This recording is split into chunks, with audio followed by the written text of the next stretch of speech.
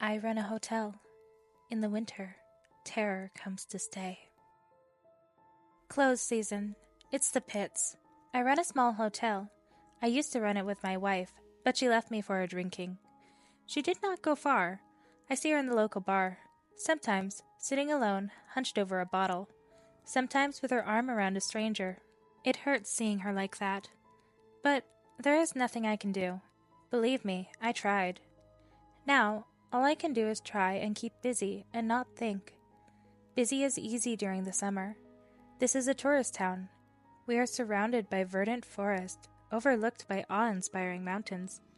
The stresses of the hustle and bustle of the city are eased away by the beauty and serenity that greets you in every direction you look. There are thousands of visitors here over the summer, and I am always fully booked and run off my feet.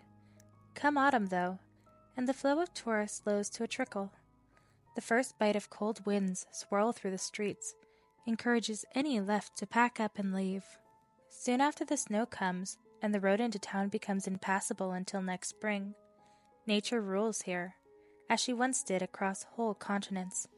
We cannot argue. Just make sure we are stocked up on essential supplies, our food and water and beer and gasoline for the generators.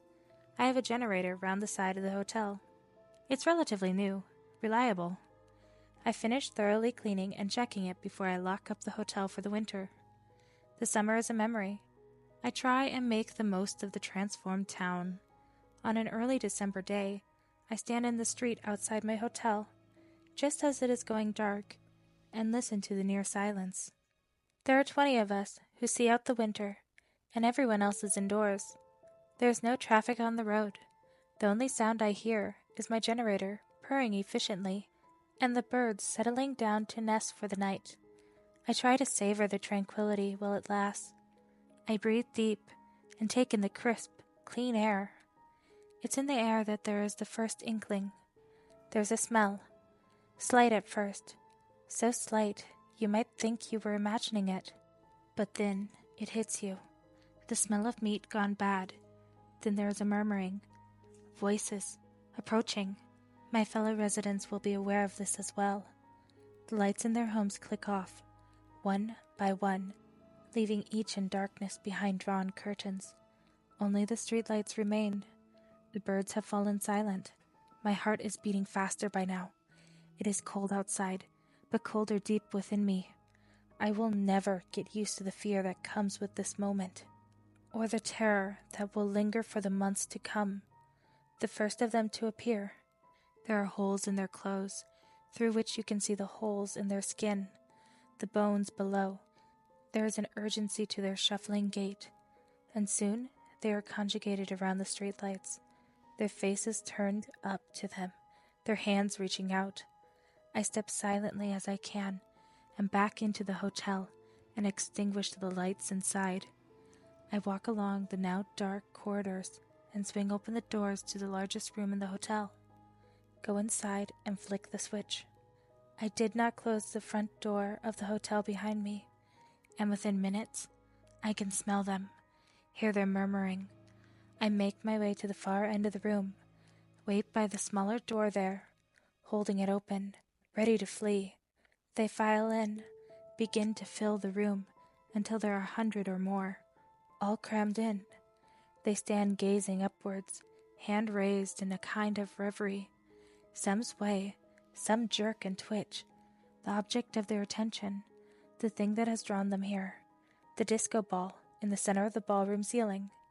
It spins, casting a glittering light, bathing the room in speckles of red, green, blue, and silver. They are transfixed. I make my exit, hurry up to the second floor, which I have once again converted for the winter months into a compound. I have supplies, chemical toilets, door reinforced with steel and bolted firm. They come every winter, and they stay, as long as the generator keeps going, and the disco ball keeps spinning. Why do we put up with it? Why do we stay? Speaking for myself, for my wife, for the hope she will come back to me, and because in early March, a day will come when I can see the snow melting. I will crack open my window and feel the fresh air on my face. I will hear the birds singing again. It's then that I know it's safe to leave my second-floor compound.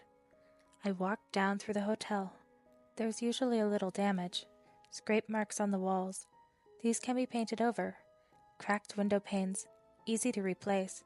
I head to the ballroom, look through the open doors. The disco ball is still. The generator has run out of fuel, and the room is empty. They have left us until next winter. I go get my long broom and begin to sweep the ballroom floor. I sweep it all up and put it in a hold-all. When in the next few weeks, I drive down to the neighboring town. And after I have loaded up on fresh supplies for preparing for the first guests of the year, I will pay a visit to the pawn shop and empty out my hold-all and cash in my findings.